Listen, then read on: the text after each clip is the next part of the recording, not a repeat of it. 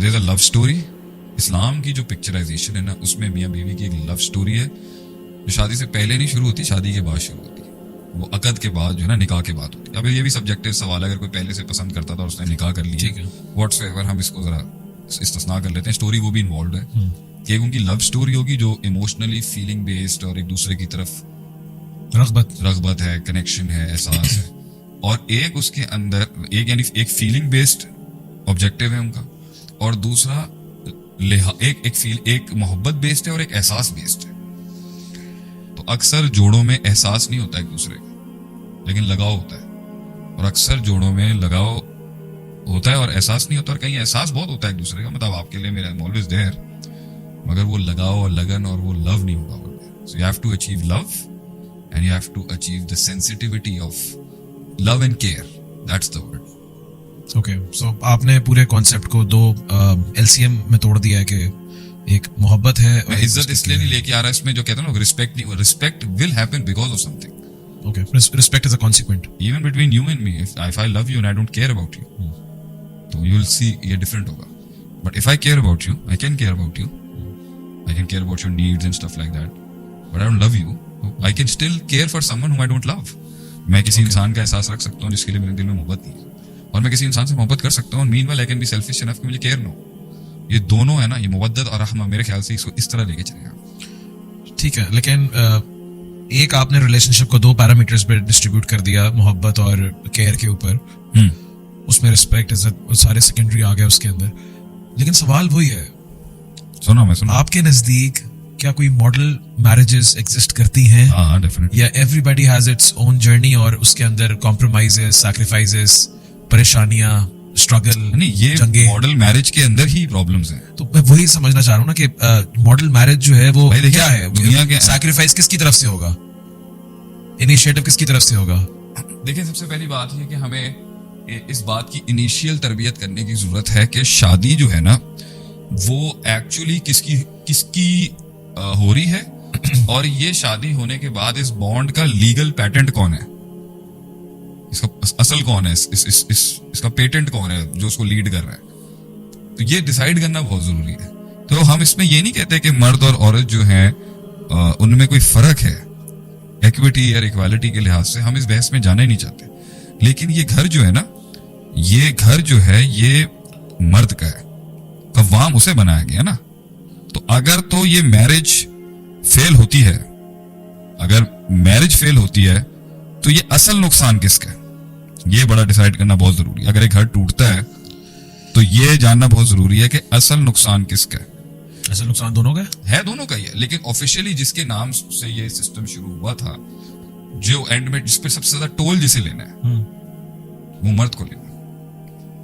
इसके अंदर micro level के ऊपर दोनों बराबर है, कहीं पे औरत की बराबरी ही नहीं कर सकता मर्द, और कुछ कामों के अंदर मर्द के नेड़े भी नहीं आ सकता। सही है। एंड के अंदर टोटलिटेरियन में जो ऑर्गेनाइजेशन है ना, ये किसके नाम से जानी जाती है? मर्द के नाम से जानी जाती है। ठीक है। So the fall is for the man to take, कि जब हर एरिया उसकी मैरिज का फेल हो रहा है, तो अपना घर बचाने के लिए सबसे बड़ी फॉल कौन लेगा? मर्द लेगा ना। सही है, क्योंकि उसकी फैमिली है ना। वखलक मिनहा ज़ौजहा, आदम अलैहिस्सलाम अकेले थे, उनमें से बनाया, जन्नत में थे, उदास थे।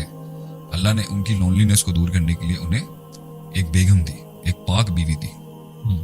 या आदम उस्कुन अंता व ज़ौजुकल जन्नह, और वहां पे क्या आता है, या अय्युहन नास इत्तकू रब्बकुमुल्लज़ी खलक़कुम मिन नफ्सिन वाहिदा व खलक़ मिनहा ज़ौजहा।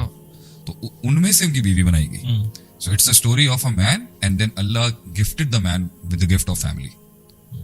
तो ऑब्वियसली उस मॉडल के अंदर जो है, इसको सारे जो मसाइल है ना, वो इसको देखने से मैं आपके लिए एक अनसर्टेन प्लेटफॉर्म खड़ा करूंगा जहां दिल को मैं टेंशन दूंगा नहीं। यानी फौरन अनप्लगिंग का जो है ना मशवरा नहीं देंगे। जिंदगी के अंदर नबी सल्लल्लाहु अलैहि वसल्लम का भी, कुरान में भी फरमान है ना, अगर कोई मसला हो तो पहले बिस्तर अलहदा करो, दूसरी जगह पे हो, खामोशी इख्तियार करो। तो ये प्रोटोकॉल्स हैं। ठीक है।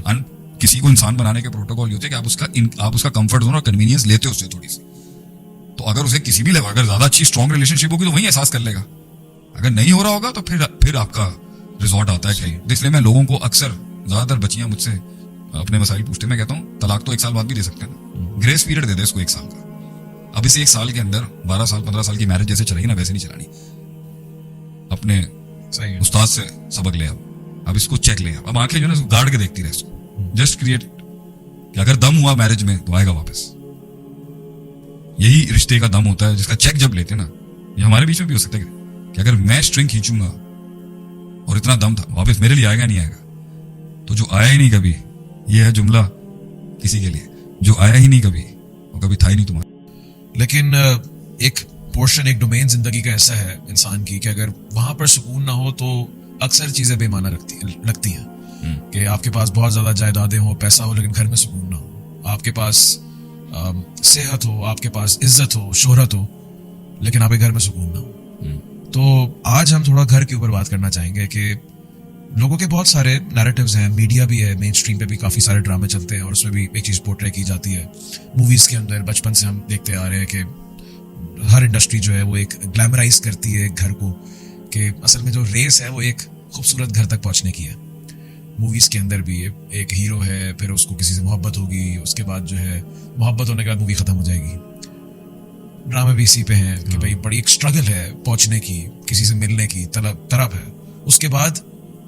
लेकिन जो आइडियलिज्म है इसके अंदर, कि मैं आज इस पे स्टार्ट लेना चाहूंगा आपके साथ कि आपके नजदीक जितनी जिंदगी आपने गुजारी है और आपका इतने लोगों से ताल्लुक है, लोग काउंसलिंग्स में आते हैं, अपने मसाइल लेके आते हैं, और आपकी अपनी जिंदगी भी एक है, आपने अपने घर वालों की भी देखी, आसपास खानदानों की भी देखी।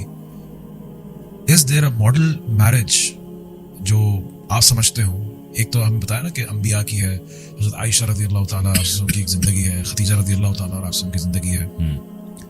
तो हाउ डू यू देखें how do you picturise in today's world के what model marriage looks like? देखिए, अगर हम आइडियलिज्म पे जाएंगे, जो अक्सर लोग फैंटेसाइज कराते हैं मूवियों में भी और मीडिया में भी, what people are expecting actually from their life is कि लॉयल्टी होगी, मोहब्बत होगी, बॉन्ड होगा, स्पिरिचुअलिटी होगी और कमिटमेंट होगी, सिंसेरिटी होगी, अदब होगा, अखलाक होगा और एक दूसरे के साथ डिस्कवरी होगी, जिंदगी एक्सप्लोरेशन होगी। वही मैरिज का आइडियल पोजीशन से ज्यादा मैरिज का ऑब्जेक्टिव पे बात करनी चाहिए हमेशा। अल्लाह ताला ने कुरान के अंदर जो अल्फाज इस्तेमाल किए ना कि मैरिज अपने जेनिथ पे पहुंचने के बाद ना एक्चुअलाइज होने का लेवल है मुवद्दा व रहमा, नहीं मुवद्दत भी हो जाए दोनों के बीच में, मोहब्बत, और रहमा भी, एक दूसरे के लिए वो रहमत हो, a mercy towards each other, a gift of Allah towards each other। तो बहुत से लोगों के अंदर बॉन्ड बहुत होता है, प्यार बहुत होता है आपस में, मगर वो एक दूसरे के लिए बाइस रहमत नहीं होते। और बहुत से लोग एक दूसरे के लिए बहुत बाइस रहमत होते हैं, बड़ा अच्छा पार्टनर होता है आपके लिए, आप दुआएं भी, आप शुक्र अदा करते हो कि अल्लाह ने मुझे ऐसा, लेकिन उनके बीच में ना वो मुवद्दत, वो मोहब्बत और वो बॉन्डिंग इतनी बड़ी नहीं होती। तो अगर बॉन्ड कॉम्प्रोमाइज हो जाए और फिर भी एक दूसरे का लिहाज हो, ये भी अधूरी शादी है ऑब्जेक्टिव्स के लिहाज से। सही। और एक दूसरे के अंदर के साथ प्यार बहुत अखीर लेवल का है, मगर फिर भी एक दूसरे के लिए बाइस रहमत नहीं, बाइस अजाब है। तो ये भी जो है अपने ऑब्जेक्टिव्स अचीव करने के अंदर उस जोड़े की का नक्स ही माना जाएगा। तो मेरे ख्याल से यही मेरा वो है कि एक शादी के अंदर एक फैमिली को, एक कपल को ये भी अचीव करना है कि उनकी मोहब्बत जो है वो वहां तक पहुंच जाए कि वो दोनों एक दूसरे के बगैर, मेरा नहीं ख्याल है कि जिंदगी का कोई तसव्वुर रखते हो। ठीक है।